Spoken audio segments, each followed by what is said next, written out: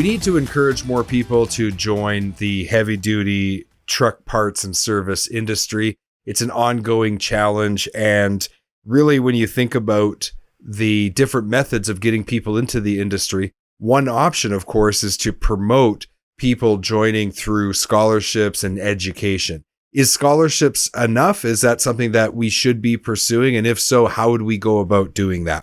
My guest today is Eric Villa, the founder of the Diesel Garage Foundation. Eric, welcome to the Heavy Duty Parts Report. So glad to have you here. Awesome. Well, appreciate you having me on.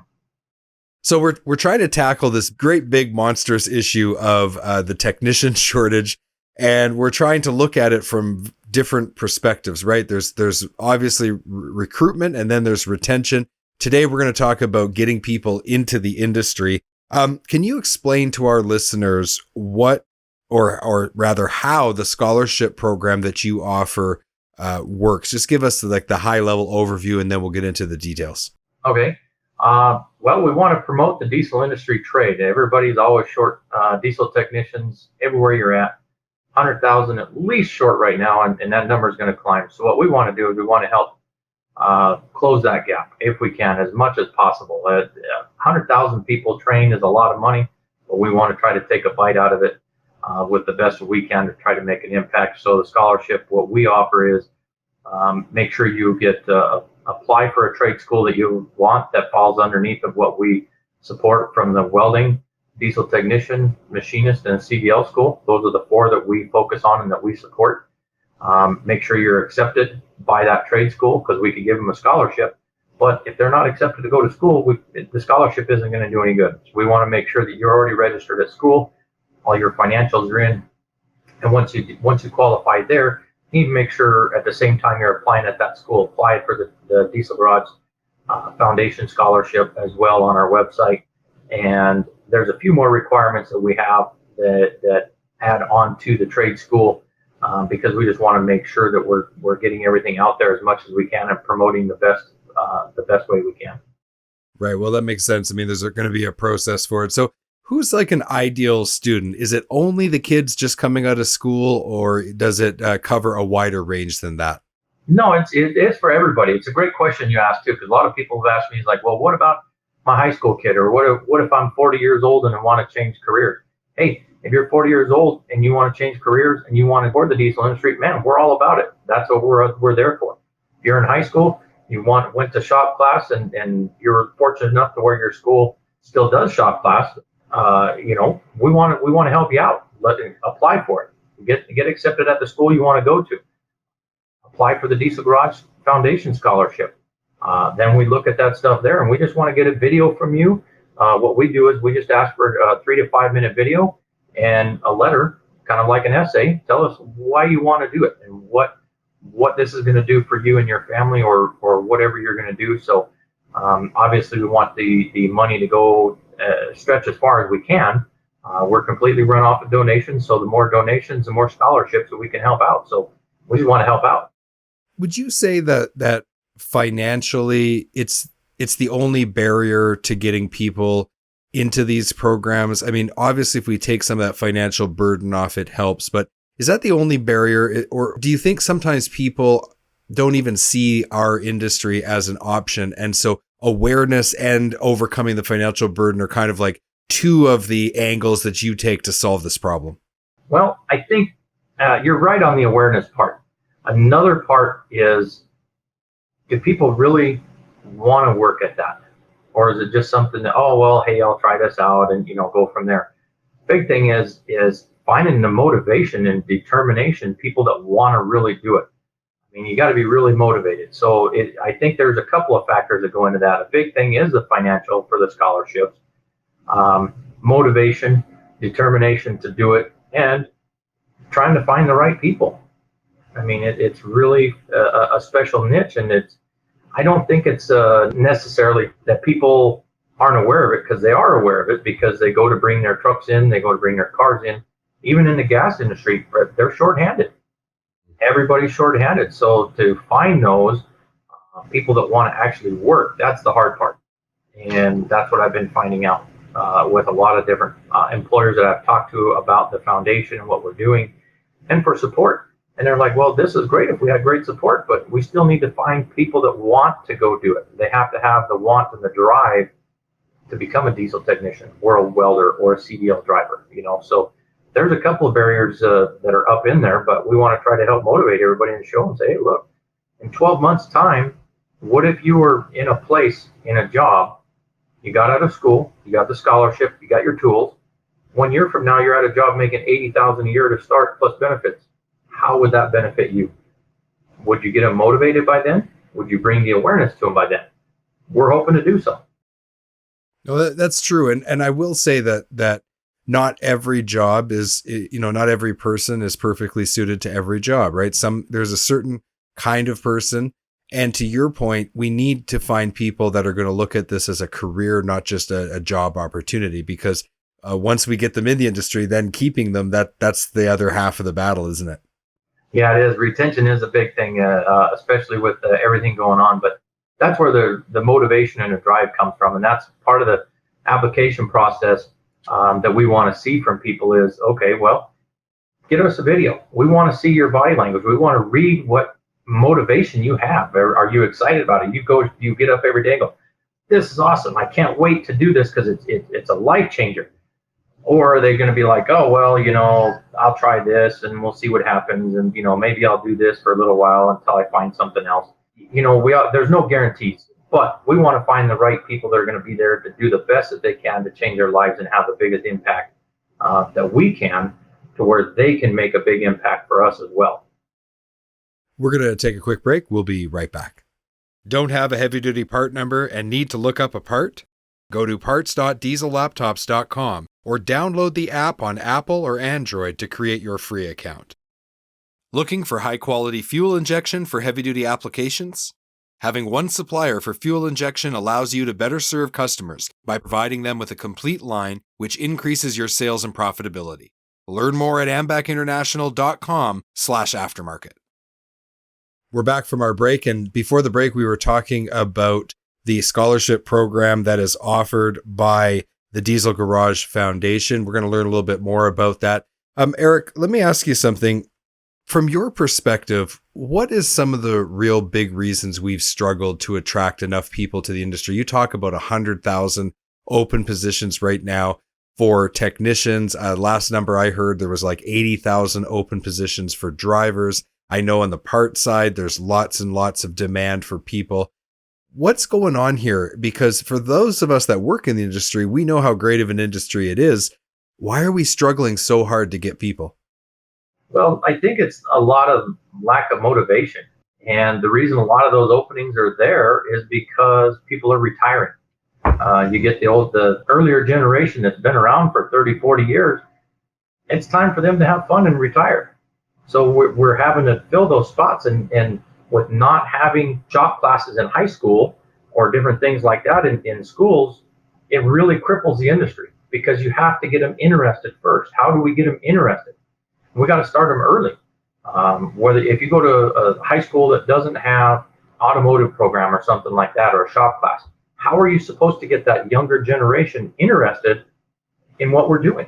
How do we get them? How do we draw them in and say, hey, this is a great opportunity for you? Like you said, you and I both know that the industry, what we're in, is great. There's a lot of opportunity there, a lot of growth, and great sustainability to take care of your family, pay your bills, make a good living, and have a good life. Well, how do we get those people in there?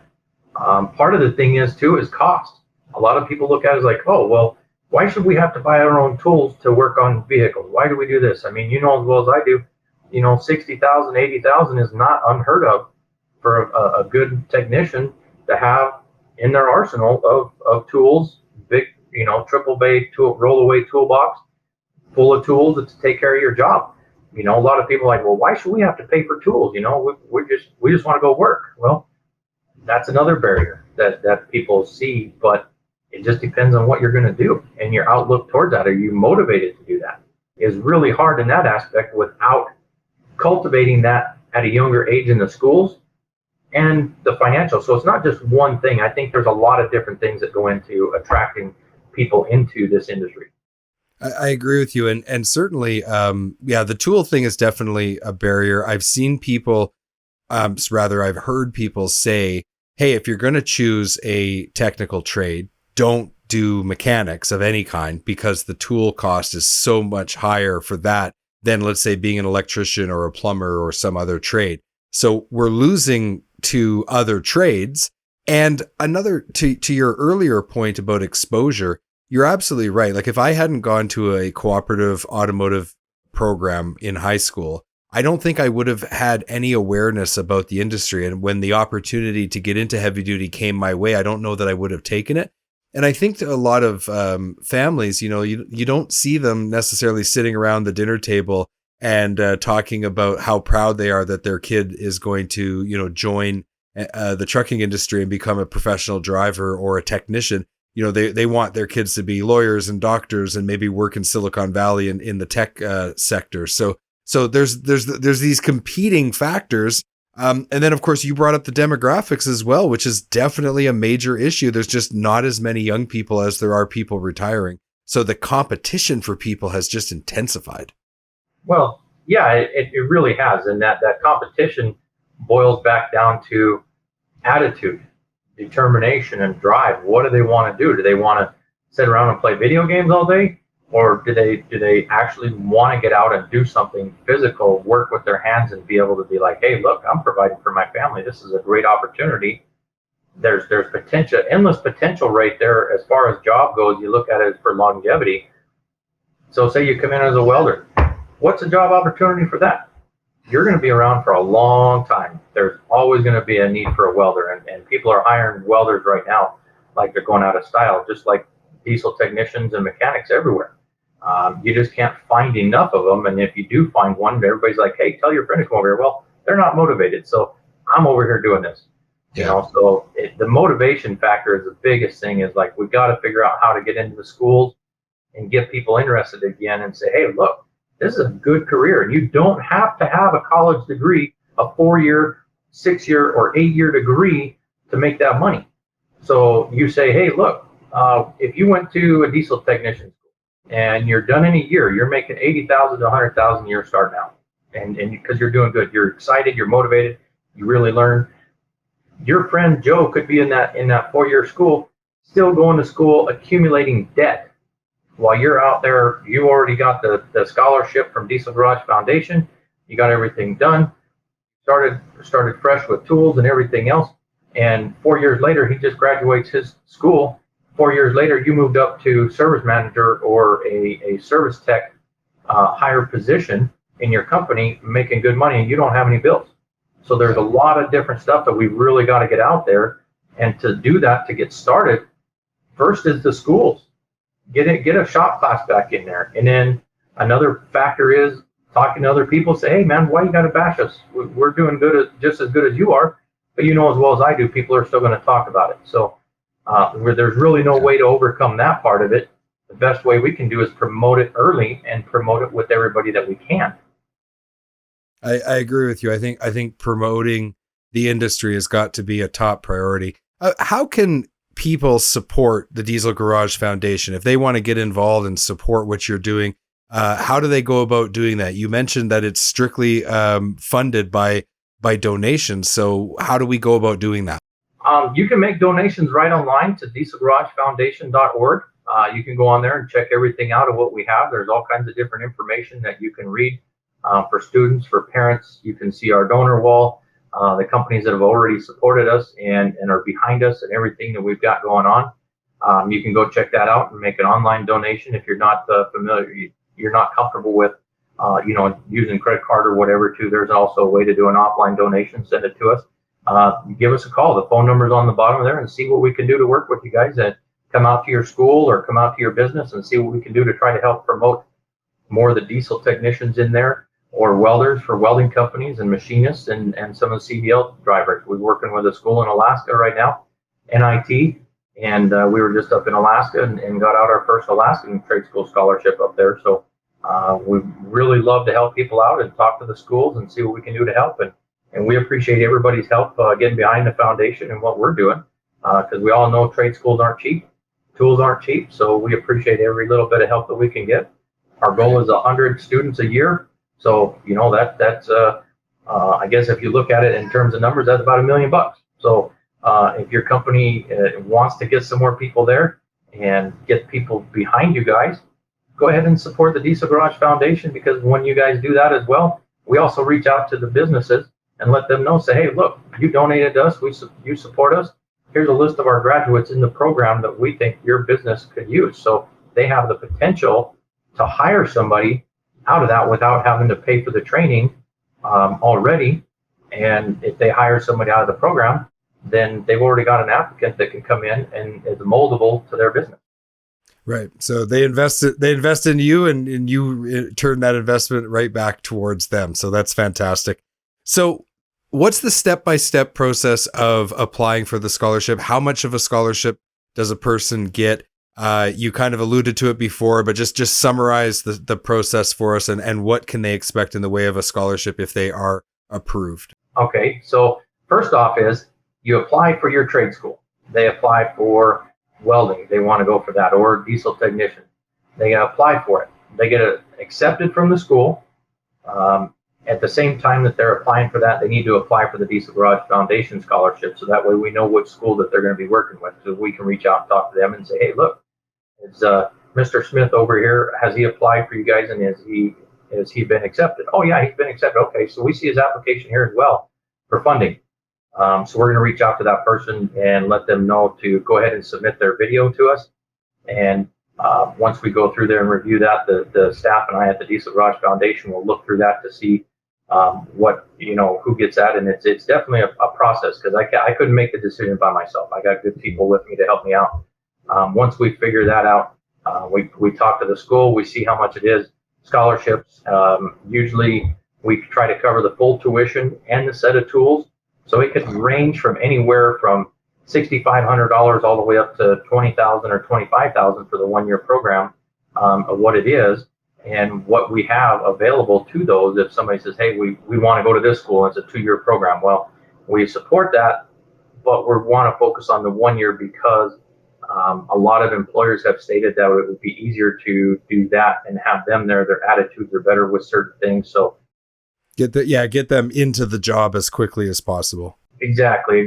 So you apply for the trade school, you apply for the Diesel Garage Foundation scholarship at the same exact time, you get approved, send us a video, we approve you guys. Once we approve that, we go ahead and take care of that payment with the school and the tools. So that way you have that. Obviously there's paperwork involved where, you're responsible if you get kicked out of school or whatever. And what we want to do is rent the tools out for $1 a month. That way, the tools are still there available to them, and upon graduation, we consider that paid in full, because you put this blood, sweat, and tears into your program. I want to come out and do a picture with you to show everybody, look, the Diesel Garage Foundation Scholarship Program really works. We got another graduate right here. All his tools and tuition are considered paid in full at that point in time. Yeah, that's a good deal for them. You've been listening to the Heavy Duty Parts Report. I'm your host, Jamie Irvin, and we've been speaking with Eric Villa, the founder of the Diesel Garage Foundation. To learn more about the Diesel Garage Foundation, go to dieselgaragefoundation.org. Links are in the show notes. Eric, thank you for being on the Heavy Duty Parts Report. Very, very happy to talk to you today. Thanks for having us. We appreciate it.